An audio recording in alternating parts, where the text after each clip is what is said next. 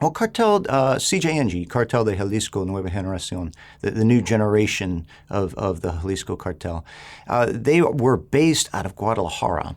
But basically right now, they have become about the third largest cartel in Mexico, and they have a very wide expanse. So they go all the way from the Pacific coast, from places like Jalisco, all the way over to places like Cancun, to Veracruz, and so they really are spanning Mexico at this point.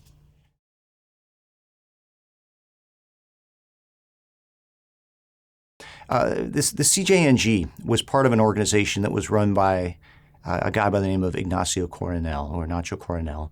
And he ran one of the very important segments of the Sinaloa Federation that was based out of Guadalajara. Following his death in July of 2010, his organization split into some different parts. One of those parts spun off to become the CJNG, while another part spun off to become La Resistencia, which has been at war with the CJNG in Guadalajara.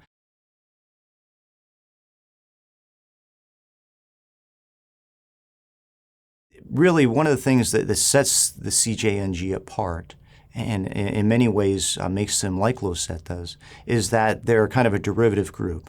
They're not one of these groups that came out of the Guadalajara cartel.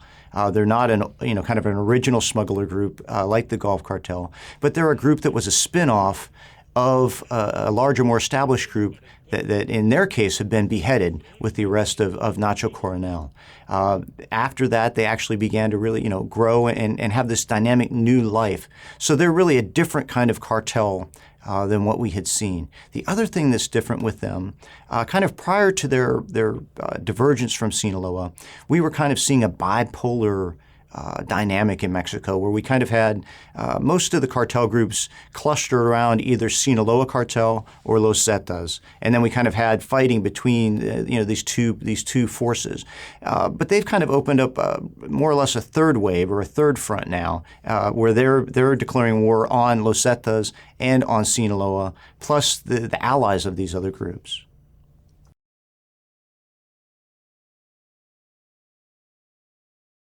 Well, the CJNG, there again, has been expanding very rapidly. And at this point, we don't see any indication that they're going to either stop expanding or that anything's really going to take them down. From our analysis, it seems like they're established and they're going to continue to be a force on the cartel horizon for the foreseeable future.